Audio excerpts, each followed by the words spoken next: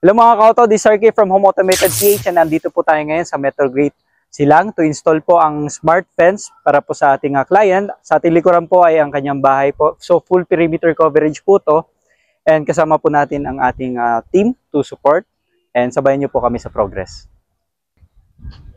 Hello mga ka-auto, this is RK from Home Automated PH and day 2 na po tayo sa ating smart fence installation dito sa may Metrogate Silang Estates. And so, ongoing na yung ating team sa pag-mount ng ating mga stainless poles.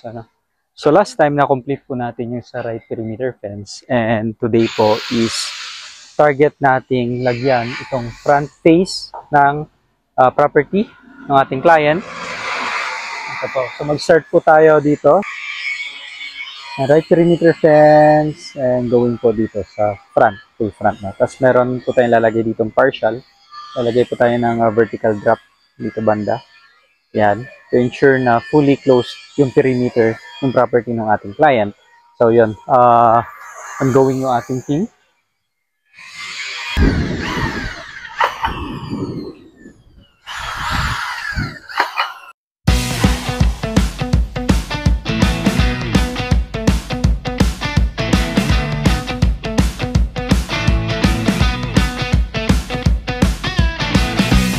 So, dito tayo sa area ng ating electrical panel installation.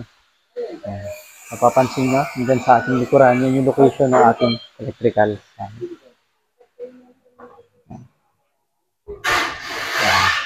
So, dyan yung napiling spot ng ating client rin since ang gusto ko nila is nakatago, hindi siya visible. Ito okay rin naman. Ay, papansin nyo, nandun siya sa pinaka inner part na yan. Dahil niwasan din po natin yung buga ng aircon. So, kadaamin natin dito sa lupa mamaya yung ating wirings. And in parallel, yung other thing naman natin is mounting yung ating mga stainless poles. So, yan, makikita nyo. Pinakabit natin yung ating mga poles. Okay. So, later makikita natin further progress.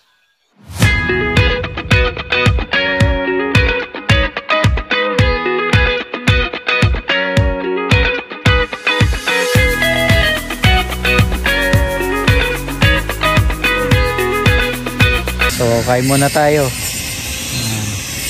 Camping. Budol pipe. Liters. Ganda pa na ako.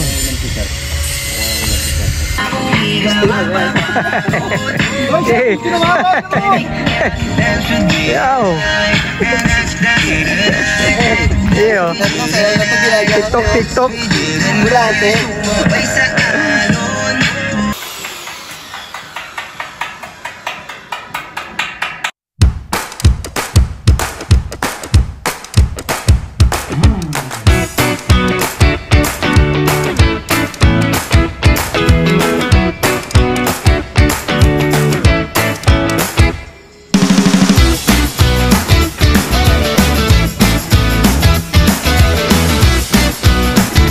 Hello mga ka-auto, so project update tayo ngayon.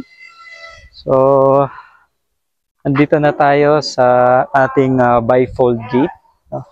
Going na yung pole mounting. Yung top dun sa ating bifold gate. Yan, papansin nyo. So, meron ng 4 poles doon na nakamount. And ongoing yung remaining 4 poles naman dito sa right side ng ating bifold gate. Nakalatag na rin yung ating mga poles dito naman sa right front side ng property and ongoing rin yung ating team sa electrical. So nilalatag na rin yung ating mga conduits.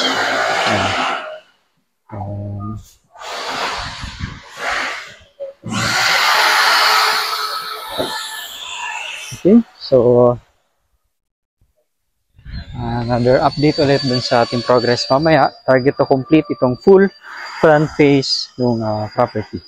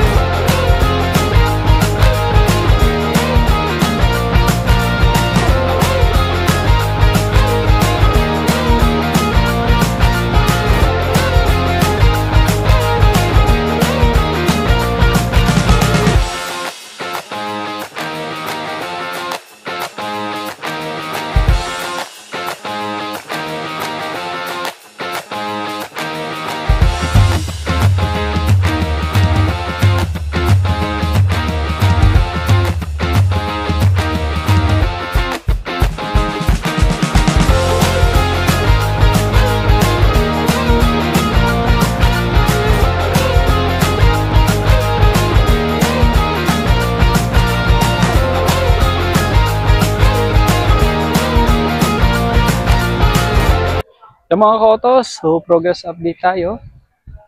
Kaya nakalagay na po yung ating mga signages dito sa ating right perimeter fence. And nakalatag na rin po yung alas 50% ng ating front face. Yan. And ongoing pa yung ating mga boys dito sa may bifold gate, which is yung most challenging part. And then miraraos natin. So, and meron pa tayo dun sa bandang left perimeter wall. Yan, so kasalukuyang kinakabit yung sa ating left perimeter wall, vertical drop, no, pababa dyan, connecting sa ating bifold gate dito sa front.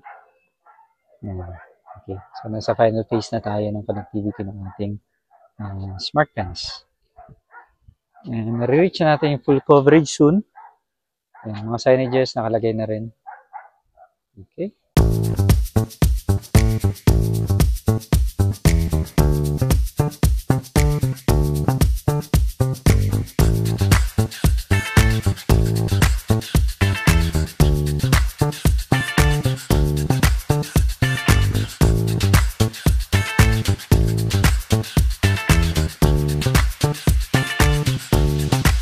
Hello mga ka-autos, so yan, tapos na po yung installation ng ating smart fence. So, as you can see po dito sa ating likuran, yan po yung property ng ating client na ating pinuli cover ng smart fence. So, starting po dito sa left side perimeter wall, yan, pansin nyo, ito natin na.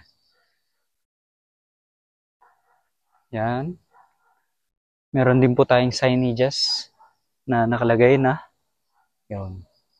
Okay, so fully covered po yan. Meron tayong vertical drop down and going dito sa bifold gate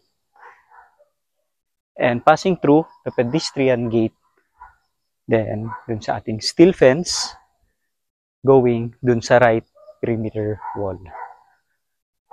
Ayan.